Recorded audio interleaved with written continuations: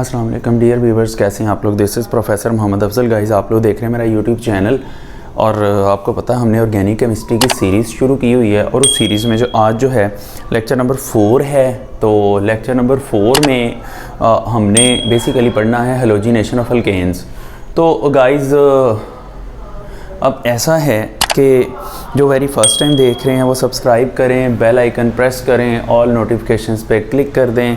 और इसके अलावा मेरी सारी प्रोफाइल्स जितनी भी हैं, फेसबुक प्रोफाइल है, फेसबुक पेज है, टिकटॉक है, उसके अलावा इंस्टाग्राम आईडी है, सारी की सारी सबके लिंक्स मैंने शेयर कर दिए हुए हैं। तो वैसे आप जो है वहाँ सब्सक्राइब कर सकते हैं, वहाँ भी मुझे फॉलो कर सकते हैं। तो चलते हैं जी अपने टॉपिक की तरफ, टाइम वेस्ट किए बगैर। पहले स्टूडेंट्स कहते हैं सर वीडियो बहुत लेंथी हो जाती है, तो हम वीडियो लेंथी नहीं करेंगे। तो गाइस, हेलोजिनेशन का टॉपिक हमने पढ़ना है। पहली बात, ये बहुत इंपॉर्टेंट जो है, ये लॉन्ग क्वेश्चन है, 4 मार्क्स का लॉन्ग क्वेश्चन।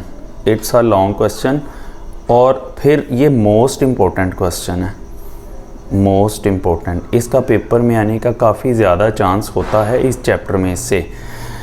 तो गाइस देखें, introduction of halogens to an organic compound is called halogenation. अब मैंने पहले भी कहा था कि हम जब अल्केन्स की बात करेंगे तो अल्केन्स एडिशन रिएक्शंस नहीं देते, ये हमेशा जो है सब्स्टिट्यूशन देते हैं। तो अगर हम एडिशन ऑफ हैलोजेंस लिखेंगे तो गलत हो जाएगा।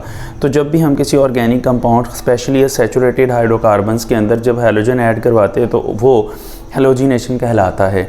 तो ये रिएक्शन बेसिकली सनलाइट की प्रेजेंस में होता है। तो सनलाइट दो तरह की, एक तो ब्राइट सनलाइट है, मतलब हम सीधा सूरज की रोशनी में रिएक्शन मिक्सचर को रख दें तो वहाँ वो रिएक्शन हो जाता है। तो ऐसी सूरत में क्लास एक्सप्लोसिव रिएक्शन होता है, बहुत तेज़ रिएक्शन होता है और जो कि कार्बन ब्लैक प्रोड्यूस करता है और साथ ही हाइड्रोक्लोरिक एसिड प्रोड्यूस कर देता है। तो ये आज पेंसिल जो है मेरी पॉकेट में धुल गई है, तो बेचारी जो है उसका बुरा हाल हो गया, तो नहीं लेने जाने का टाइम नहीं मिला। तो चलें इसी से काम चलाते हैं। तो गाइज़, तो ये है ब्राइट सनलाइट की प्रेजेंस में ये प्रोडक्ट्स होती हैं। तो ये जो प्रोडक्ट्स हैं ये as a multiple choice question भी आ सकती हैं कि जब ब्राइट सनलाइट के अंदर हेलोजिनेशन होती है तो जो प्रोडक्ट्स होती हैं वो क्या होती हैं। तो गाइज़, इससे आगे इसकी सेकेंड कंडीशन आ जाती है, दैट इज़ डिफ्यूज्ड लाइट।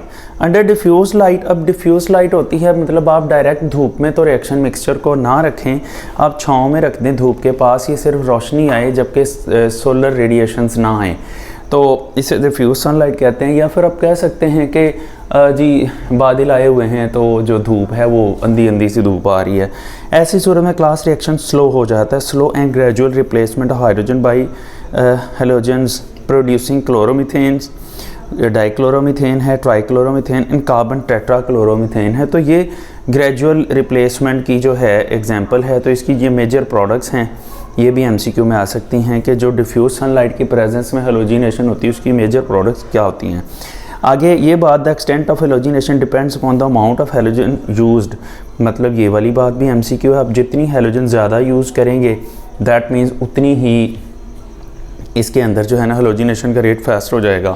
ये बहुत ही इंपॉर्टेंट एमसीक्यू है जो हम इससे आगे डिस्कस करने जा रहे हैं कि जी the order of reactivities, fluorine सबसे ज़्यादा है, क्लोरीन उससे कम, ब्रोमीन उससे कम, आयोडीन सबसे कम।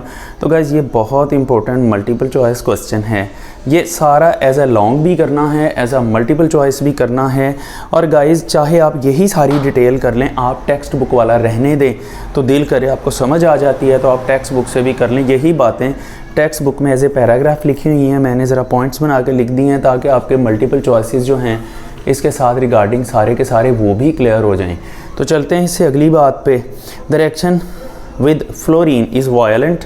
फ्लोरीन के साथ रिएक्शन बहुत तेज़ है, resulting in a mixture of fluorinated compounds and HF। Fluorinated compound मतलब एक फ्लोरीन हो सकती है, 2 फ्लोरीन हो सकती हैं, 3 फ्लोरीन हो सकती हैं, सबको ओवरऑल हम फ्लोरीनेटेड कंपाउंड्स का नाम देते हैं। Iodine shows much slower reaction which becomes reversible. Iodine का रिएक्शन इतना स्लो होता है कि ये रिवर्सिबल हो जाता है। तो ये वाली दोनों बातें जो हैं ये भी एज एमसीक्यू किसी ना किसी तरीके से पेपर में आ सकती हैं। तो गाइज़ आगे इसके मैकेनिज़्म की बात कर लेते हैं। तो जो मैकेनिज़्म में सबसे पहली बात आप लिखेंगे, बुक में भी लिखी हुई है, halogenation of alkane is accompanied by free radical mechanism. Guys ये वाली जो बात है ये तो इवन मैंने जब एमडी कैट का पेपर दिया था तो तब भी ये पेपर में आई थी। एमडी कैट का ये क्वेश्चन है और ये ई कैट का भी है और ये MCQ है। अगर ये ई कैट की बात करें तो ये MCQ भी है MD कैट और ई कैट के वाले से, और बोर्ड में भी ये पूछा जा सकता है। आगे the mechanism is completed in 3 steps. तो गाइज इसका जो वेरी फर्स्ट स्टेप है, लेट मी टेल यू, इसका जो वेरी फर्स्ट स्टेप आता है वो है अल्लाह बश के इनिशिएशन स्टेप, रिएक्शन का इनिशिएट होना। इनिशिएशन इसका लफ्ज़ी मतलब होता है to start with, start, reaction का स्टार्ट होना। तो गाइस ये रिएक्शन में क्लोरीन जो होती है वो एटमॉस्फेयर में से क्वांटम ऑफ एनर्जी अब्जॉर्ब करती है सोलर रेडिएशन से, चाहे वो डिफ्यूज सनलाइट हो, और रादर डिफ्यूज सनलाइट में ही होगा ये रिएक्शन। ये h mu quantum of energy है। तो ये जब एनर्जी अब्जॉर्ब करती है तो ये जो दरमियान में इलेक्ट्रॉन पेयर होता है, एक क्लोरीन के पास एक इलेक्ट्रॉन चला जाता है जबकि दूसरी क्लोरीन के पास दूसरा इलेक्ट्रॉन चला जाता है।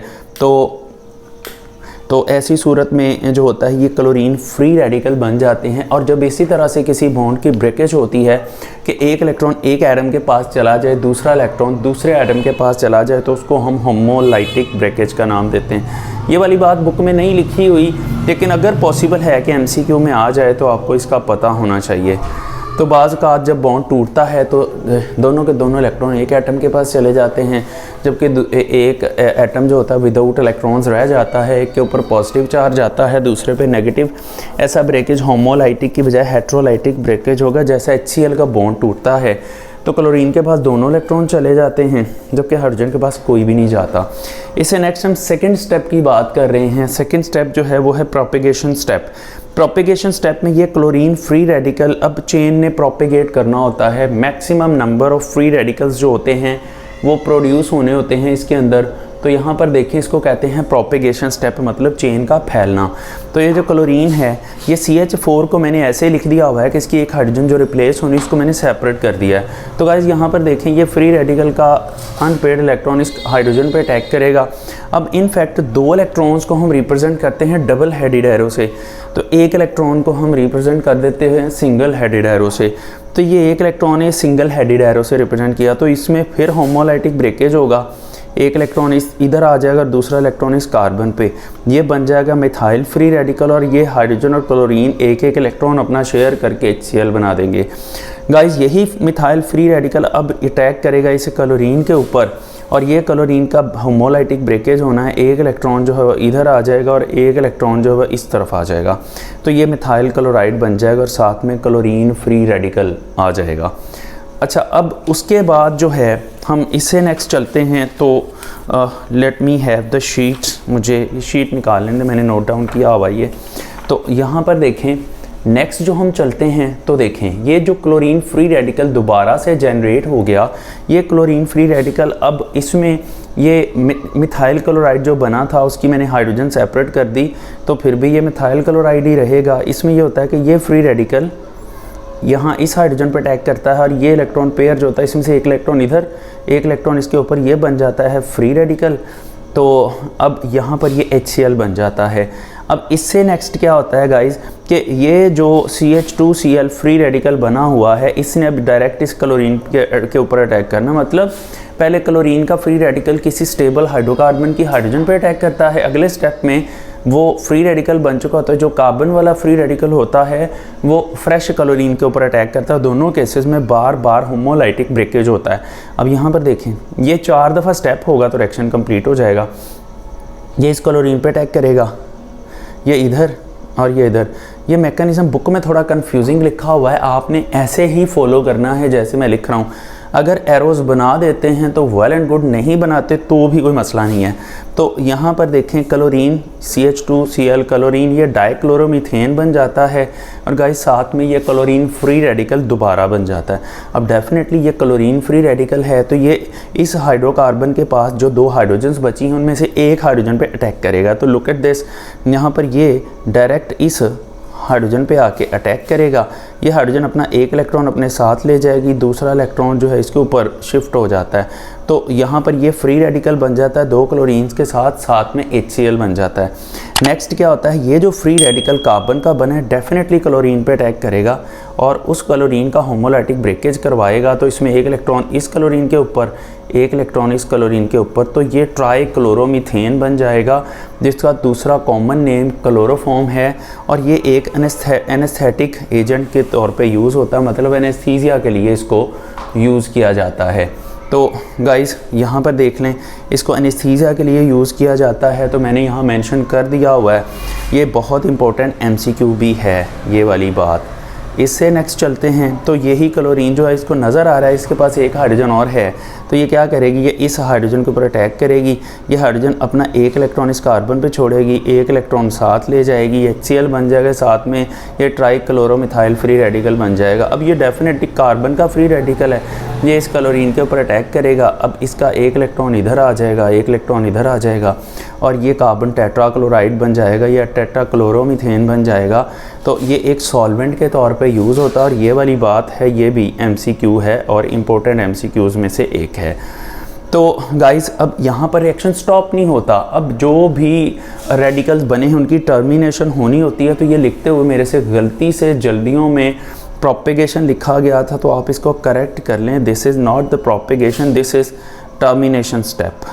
टर्मिनेशन, वीडियो क्वालिटी पे शायद फ़र्क पड़े, बार बार लाइट ऑफ हो रही है। टर्मिनेशन स्टेप है। तो गाइज़ इसमें जितने भी फ्री रेडिकल्स बने होते हैं वो आपस में रिएक्शन करके ख़त्म हो जाते हैं, टर्मिनेट हो जाते हैं। Chlorine plus chlorine, chlorine molecule में कन्वर्ट हो जाएगा, 2 मिथाइल ग्रुप जो हैं वो रिएक्शन करके इथेन बन जाएंगे और जितने भी मिथाइल इथाइल आपस में रिएक्शन करके तो ये मिथाइल क्लोराइड बन जाएंगे। लेकिन इसके अलावा भी जितने फ्री रेडिकल्स होते हैं वो आपस में रिएक्शन करके स्टेबल मॉलिक्यूल्स में कन्वर्ट हो जाते हैं और ये प्रोसेस स्टॉप हो जाता है। तो गाइज़ आप इतना लिखेंगे, बुक में इस तरह से नहीं लिखा हुआ, आप इसको इसी स्टाइल से लिखेंगे। उसके आगे आखिरी शॉर्ट क्वेश्चन आ जाता है आज के लेक्चर में और वो बहुत इंपॉर्टेंट शॉर्ट क्वेश्चन है, यूजेस ऑफ मीथेन।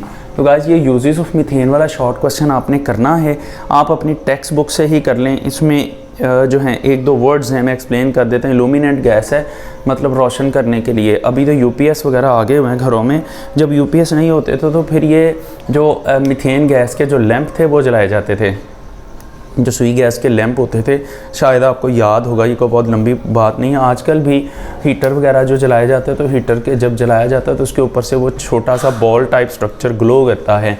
तो गाइज़ अब देखें, इसमें अल्कोहल प्रिपेयर होती है मीथेन से, फॉर्मेल्डिहाइड, हाइड्रोजन साइनाइड, मतलब ये ऑक्सीडेशन की प्रोडक्ट्स हैं ना ज़्यादातर।